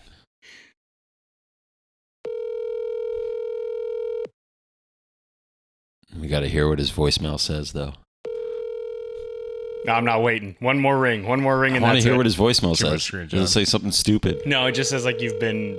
You've been metalhead matted. Yeah, that's what I want. All right, Matt. All right, I'm Matt. so disappointed in you. Yeah. God, it could be 9 o'clock where you live. He has the same time zone as we are. He's just more north. Anyway, we're here with Kyle.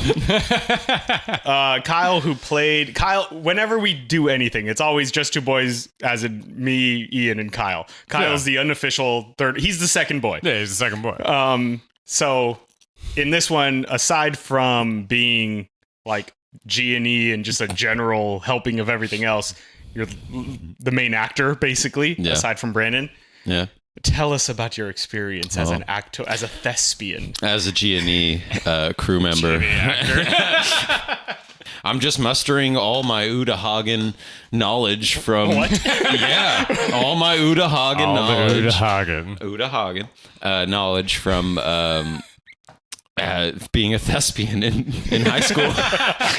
And it's working. Working. How to be and how to become the character and all of that, but not too into it, not to be too into it so that I'm not Stanislavski. I can go in and out of it.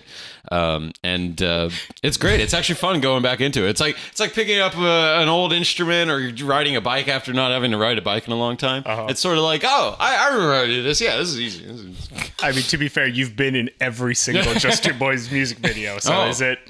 This He's is a lot that of much practice. This was like the first one besides Arthur Rhodes that I had to actually become a character, I'd say. I guess that's true. And so Because you just are the peanut butter boy. I'm There's no just peanut becoming butter. the peanut Yeah, butter there's boy. no like I'm in a mindset. It's just put this peanut butter on your face and look creepy. It was like, okay, I'm just sitting in the dark in a barrel at Yeah. home. Like, I gotta get ready for my role. There was at one point where it was like, okay, just do whatever you want, and that was the inner tube swimming and then hitting the television, and yeah, that. I guess this is a departure from that. Yeah, this character. is very much like you actually have to be the old John Candy. Oh, okay, that's fine. I can do that. And at the same time, then while you're practicing, I should be like, Kyle, hold the ladder. Oh yeah, and then in between, it's like, oh, and then we need the slide hung. Oh yeah, that's right. Hold on. How was it getting... first of all, Oh yeah. I brought a pair. Well, no. Those you guys got those from me. Those are my car. See how I tried to rip them so that they would completely rip out and not pull on you? Like it did 2 or 3 times. I think it's good for like 3 or 4 more wears Yeah. before you'd have to throw it out. So there. how was it doing this specific scene, Kyle? Actually, not as bad as I thought. You did the cuts all right. The first one was really rough, I will say, because we didn't have the cuts.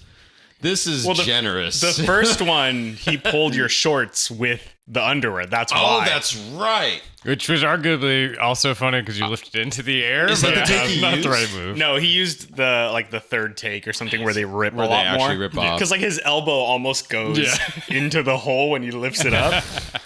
And I liked that. I like that too. Yeah. No, I was all right. It wasn't as bad as I thought. The first one was a little rough, but it wasn't as bad. It's never happened to me in like school before. I was never like. I swear. I know. I'm serious. Just swirling. I have nothing to compare it to. That's why I'm like, it didn't really happen ever, so I don't know. The first one was rough, I guess, because he pulled the shorts, but it was only rough because you never called cut, you bastard. You just kept rolling. It was like, he was up here, and I'm like, Okay, cut. Hey, there's 2 directors here. Somebody else could have cut too. No, he's on camera. Pull in focus. He's not cutting. Yeah. He's just I in was the an zone. actor too. Yeah. As long as it still looks good, there's no reason to cut, Kyle. True. That's true.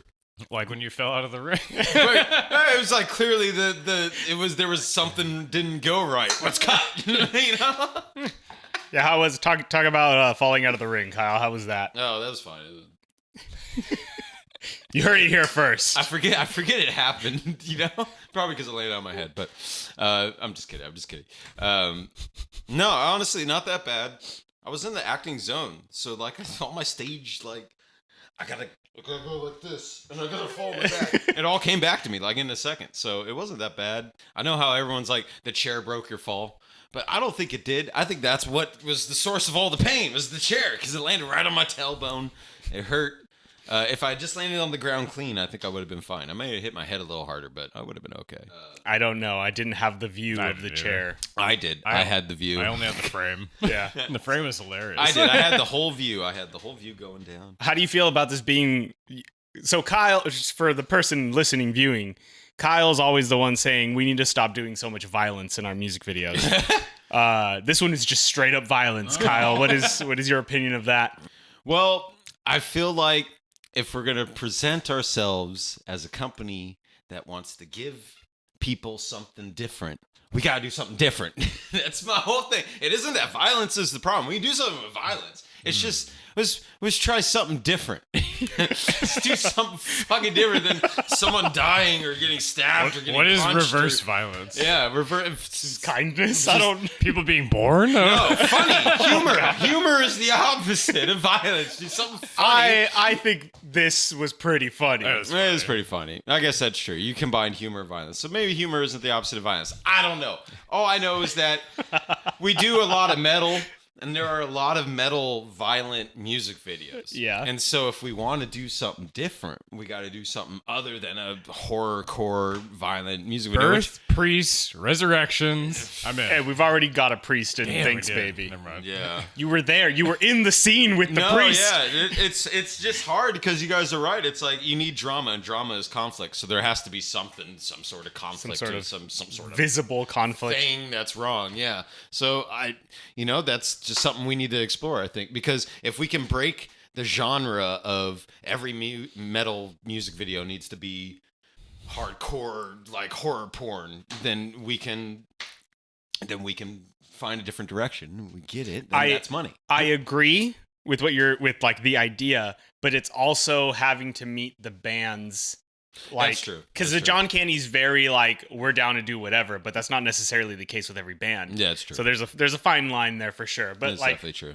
Yeah, this video had a soup competition. No, I think we're getting there. Like this Yeah. was, I think, the biggest step for us because it's humor mixed with violence, and that's sort of something you don't really see from metal. Metal is very serious and very dark and very Typically, and yeah. And so this is like we're trying to bring a light side to it, and it shows from their music, from the samples they put in and the music they twist with it. So I think honestly, I think it's really, I think that we're heading in the right direction. We're not there yet, but we're close. Yeah. And John Candy's goddamn love them so much for being our experimental baby, but they're doing it. They're helping us find this like new form, this new genre we're looking for, and I think we're going. I think we're doing pretty good. I mean, we never have done the darker, like just straight up hardcore Darko style videos. Which I think we should pat ourselves on the back for not just succumbing to that, because that's, I think it's lazy. It's just It is. just It blood. is. Darko's lazy. It is. Darko, if you need a real music video, reach out, bro. We'll hook you up. But man, it's just lazy. Horror porn is just lazy. It's just Lazy. Did you ever read the Vice article that came out? Or the No, insane blog I never article? did. I don't read. Was there a video on it? That's where it premiered. You're mentioned by name. Oh, am I? Yeah. Oh, that's cool. No, I don't really. He talks about like sacrificing your body and falling off the ring for the good of the video and all that. This is why I don't read that shit, because I don't want to say something you're that's too good. You're too good for the credit. I don't want to say something that's opposite of what has already been established. So I'm glad I didn't read. Tonight I'll read it to you before bed. Okay, thank you, Dad. Is there anything else you want to say before we move on to something else? No, thanks, Brannon, for letting us do this again, and hopefully you keep on letting us do it again. And that's it. That's pretty much it. Cool. And just two boys can go fuck themselves. Hell yeah. Okay. Yeah. Do you want to call Jake? Yeah. Oh, we're gonna call Jake again? We called Matt. Oh, we called Matt. We didn't pick up twice. God damn it, Matt. Well, we tried. Didn't you guys try last stream or whatever? Well, the last podcast? Or... No, we called Retri Oh, that's right. last time. It was Retri. And he picked up. Yeah. Retri's my favorite. He was so fun. I'm gonna do another collab. Yeah. Yo. You're on a podcast. Oh, great. Hi, Jake. I miss you. What's up? What's up, boys? Remember when we spooned after the music video? That was so fun. We're Talking about that, huh? we're getting our thoughts out. We figured to give you a call, see what your experience was like. And obviously we appreciate having you and thank you for being in the video. Yeah, no, it was very fun. I had made light plans with Ian while I was in California visiting family, and he was like, "We're shooting this music video for the John Candy next weekend. You want to come?" And I was like, "Yeah, for sure. I'll stick around." I'll stick around. Make He time. was like, "Perfect. I got the best role for you." And he sent me a picture of him wearing Oh, the fur coat. him wearing the fur coat, and I was like, "Yeah, perfect." I don't even know what the role is really, but that's great. Because I had originally pitched you like the ref like way back when, but then as soon as like it came up, I was like, never mind, this is exactly what Jake needs. Right. And then I showed up, and it was very, very chill, laid back, but super professional and like super timed out. Like Javi's sheet was like, I don't know. It was cool to like. You don't have to lie. No, it was very well organized. The way you shot everything out throughout the day, like using everyone's time wisely, and like I don't know. It was genuinely one of the shorter video shoots that I've ever been a part of, being in a band. Oh. So like, No, that's actually Hell a compliment. yeah. Thank you. Yeah. it was very cool. The taco truck was dope. Oh yeah, Dude, fuck the yeah. taco truck was dope, dude. Javi's aunt catered the. There was a taco. It was a good time. I had a lot of fun. Everyone was really nice and kind and welcoming. You don't have to lie. Dude, This is all going in a police report. The video came out funny too. I remember watching it and just like chuckling like every 3 seconds. Did it come out looking like what you expected it to look like? There were moments where I was like, when's this coming in? Like when like the workout scene and stuff, and like wondering if Kyle genuinely falling out of the rings shot made the cut or not, and seeing that and like having to pause it and explain to my friend like He actually died. He almost died. yeah, in this, when he falls out of the ring right here, yeah, that actually happened and he almost died. And, On this professional shoot. yeah. Can't wait from a year from now when it will be. Remember when the paramedics showed up when you fell out of the ring? Oh, dude, yeah, I remember you. I handed you your phone when you were getting gurneyed into the... Yeah, that's right. That's right. I forgot about that. God damn it, dude. Definitely fun. I'm glad that I didn't start heading back east yet, because I was gonna. I was like, no, I'll stick around and hang out, because that'll be fun. Might as well. I knew it would be fun, and it was. Cool, man. Well, I said it earlier because we already did the interview with the band, but in the interview, I was like, when I put on the John Candy, Jake was the only one across the room in the boat who was like, is that the John Candy? yeah. So you're the first person yeah, I thought of during the video, and you happen to be in town. Yeah, no, that's awesome. I do remember that. Hell yeah, man. Well, we appreciate you coming out thanks, to do the video, because we definitely needed to fill out some roles, and you were absolutely perfect. Fuck yeah. And your glasses, your look, your belt, your fucking jacket, the whole fucking Dude, the thing. look, dude. So good. Yeah, well, thank God I didn't cut the color out of my hair. I feel like that really helped. Oh, that's right. That too, because Q had messaged me. He could see you from, I think I sent it to you, but he could see you from a corner of a frame, but it was your hair. Where he was like, "That's Jake." Oh. And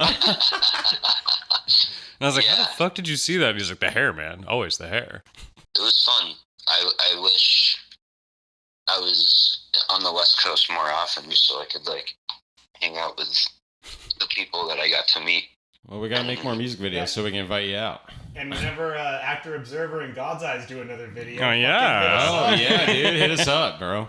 Well, that isn't even the teaser video that came out. That's all just like edits of different videos and live footage and stuff. There's no proper music video for that song yet. Oh yeah. Yeah, Okay. Yeah. All right. Yeah. Dude, I talked about you the other day. Yes, last night I was playing skate with Nick. Oh my God. Like, yo, I never brought this up to you, but this dude Javi in LA, and he was like, yeah, and I just kept saying, yeah, because I was like focusing on playing skate and also really baked, so I was just like, yeah, dude, he's the man. This guy, Javi in LA, he says that you guys talked once, and but like I was just dragging it on so bad, and he was like, okay, who is this guy? Oh my God. That's right. He gave me $100 to give you. So that's Yeah, but then eventually he was like, I know exactly who you're talking about. He was so nice. I was like, yeah, he is. He's the man. Okay. I'll take your word for it, because I'm a mixed bag for some people. He's so nice. We're actually properly getting announced on tomorrow on Monday, but we're doing a tour with God's Eyes. Ooh. Which I'm really excited about because I fucking love those dudes. But I think we all do. yeah. So when in LA? Not hitting the West Coast, unfortunately. Like in Texas area the most. We can go to Texas. It's fun. Ugh. Go visit Retri while we're there. Yeah. Hey, we'll figure something out. We can be in touch because, like I said, there's no music video for that song. Whatever off day you guys have, that's a neat challenge for us. Yeah. To just shoot something on an off day. I'm pretty sure we just solidified no days off. Like we filled God damn it. that possible day off that we All right, 3 days in a row before the show at the venue. Yeah. Something with alleyways. Indianapolis. It's still a good challenge. We can just go on the tour with you and shoot it as you tour. Fine, we'll go on tour with you. Then we'll get something. Ideally, that would be perfect. I would love to have you guys just like hanging. No. We need to like figure something out for sure then. No, you've given him a good challenge. It's happening. We'll see you in Texas or Indianapolis. Yeah, Sounds like. see you in Texas. Amarillo? One of you fly out for the first week and swap you guys out for the second week. Yeah, right, Dad? That would be fun. Dad, can we go? Dad, can we go? That'd be fun. I don't know. We could figure something out. Okay. All right. Well, any other final thoughts, my friend? I look forward to being around for the next one. And I love you guys. Aw, I love you too. Love you. Have fun. I'll talk to you soon. Okay, bye. Later. Bye. I love him. Well, anything else? I don't want to leave. Oh, okay, now I do. Now Brought to you by Ginger Beer. I don't know. Yeah, mine is 0% ABV. Mine's coffee. Kyle's a recovering alcoholic. All right, this has been Just Two Boys.